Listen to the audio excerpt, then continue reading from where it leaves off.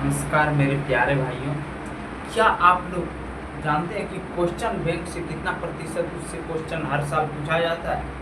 अगर आपको अभी तक ये नहीं पता तो ये वीडियो आपके लिए मोस्ट इम्पोर्टेंट है। हम तैयारी किस सबसे पहले बात तो ये, जब आपका बोर्ड एग्जाम 2027 में है तो किस चीज़ से तैयारी करेंगे, किस रूल से तैयारी करेंगे, ये बहुत इम्पोर्टेंट है।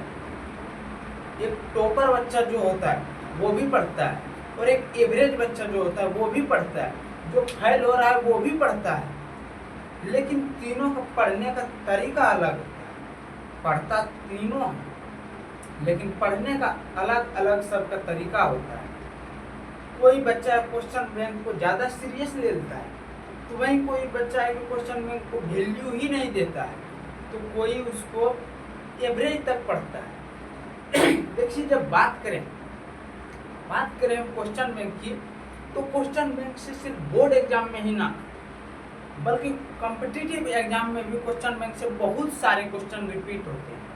तो क्वेश्चन बैंक हमारे लिए बहुत इम्पोर्टेंट है, लेकिन ये भी जानना जरूरी है कि आखिर कितना इम्पोर्टेंट है। अगर हम सिर्फ क्वेश्चन बैंक के पीछे ही भागेंगे तो क्या हमारा चल जाएगा? नहीं। किस तरीके से पढ़ना है, कितना परसेंटेज उस पर ध्यान देना है, ये जानना बहुत जरूरी है।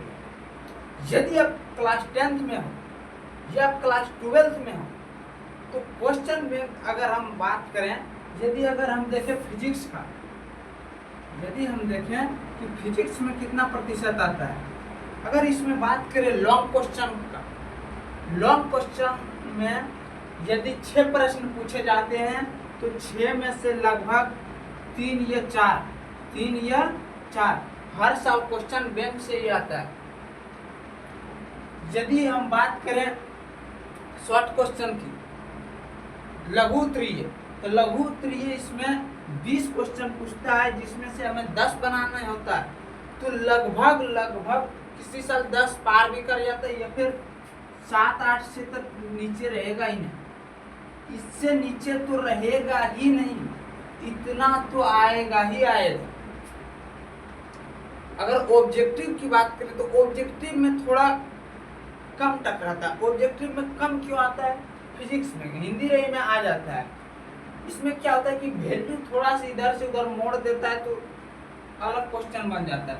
लेकिन एक चैप्टर है उसमें अगर 5-6 डेरिवेशन है, तो सिलेबस में जब कोई चैप्टर में 5 डेरिवेशन है, अगर वो पांचों क्वेश्चन रिपीट हो गया है तो आगे जब देना तो उसी में से ना देगा। वो कहाँ से अलग से डेरिवेशन तो ला के नहीं दे देगा, अलग से अपना स्टेटमेंट तो क्वेश्चन बनाने वाला नहीं दे देगा, अभी तो है कि उसी में से उठाना होगा।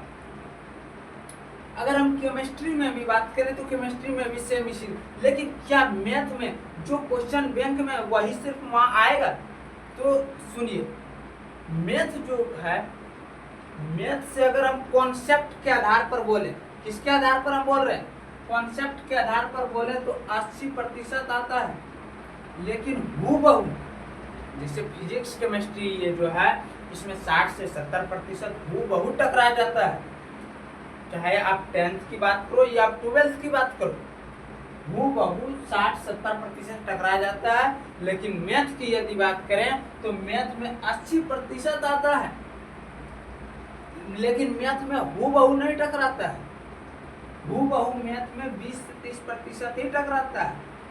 इसमें क्या होता है, जैसे 3x + 4y = 6, इस तरह। तो अगला बार जब हम क्वेश्चन जब एग्जामिनर देता है तो यहाँ हो सकता है 9x + 5y = 7 कर दे, इस तरह भी कर दे। क्या किया? सिर्फ ये वैल्यू अलग कर दिया, क्वेश्चन अलग बन गया। लेकिन डेरिवेशन रही में तो ऐसा नहीं होता है। यदि हम हिस्ट्री की बात, हिस्ट्री जो है, इसमें भी लगभग 60 से 70% हर विषय में आना ही आना है। तो आप इन सब बुकों के पीछे कम भागें और सबसे पहले देखिए, सबसे पहले आप अपना सिलेबस कंप्लीट कीजिए, क्योंकि आप जब सिलेबस पढ़ रहे हैं तो पहले सिलेबस कंप्लीट कीजिए। उसके बाद क्वेश्चन बैंक को एक बार आप जरूर पढ़ें।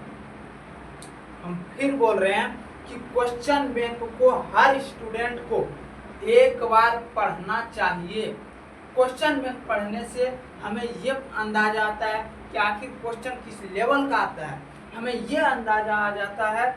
और मोस्ट इम्पोर्टेंट बातें हैं कि जो क्वेश्चन बैंक में है ना, जो क्वेश्चन बैंक में है, अगर उतना आप क्वेश्चन पूरा कर ले रहे हो ना, तो गारंटी के साथ बोल रहे हैं बिहार बोर्ड में जो अभी का क्वेश्चन है, अभी जो 2026, 25, 26, 27 में जो आने वाला इस तरह का जो क्वेश्चन है, इसमें आप फर्स्ट हो जाओ। एक एवरेज स्टूडेंट भी है जो अगर वो क्वेश्चन में पूरा 100% अगर क्वेश्चन बैंक को दे देता है तो वो फर्स्ट कर जाएगा, एक एवरेज स्टूडेंट। लेकिन अगर आपको 400, 450 लाने की सोच रहे हैं तो सिर्फ आप क्वेश्चन बैंक नहीं, सबसे पहले आप फर्स्ट प्रायोरिटी आप सिलेबस को दीजिए। आप अपना पूरा सिलेबस कंप्लीट कीजिए, उसके बाद क्वेश्चन बैंक कंप्लीट कीजिए और आराम से आप एग्जाम दीजिए।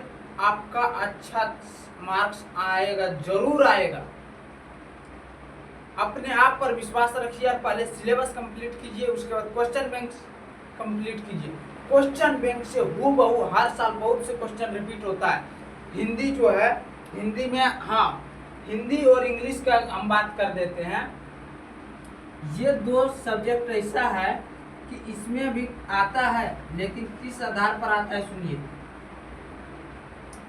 इसमें जो बुक वाला क्वेश्चन है वो टकराता है, लेकिन ग्रामर का जो क्वेश्चन है वो टकराने का बहुत कम चांस होता है, नो चांस। टकराने का बहुत कम चांस होता है ग्रामर से, लेकिन बुक जो है उससे एकदम टकराता है, वो बहुत टकराता है। तो क्वेश्चन बैंक आप पढ़िए और वही बातें हम फिर करेंगे कि सिलेबस कंप्लीट कीजिए, क्वेश्चन बैंक कंप्लीट कीजिए, एग्जाम आपका बहुत अच्छा जाएगा। अगर वीडियो आपको अच्छा लगा तो अपने दोस्तों के पास जरूर शेयर करें। धन्यवाद।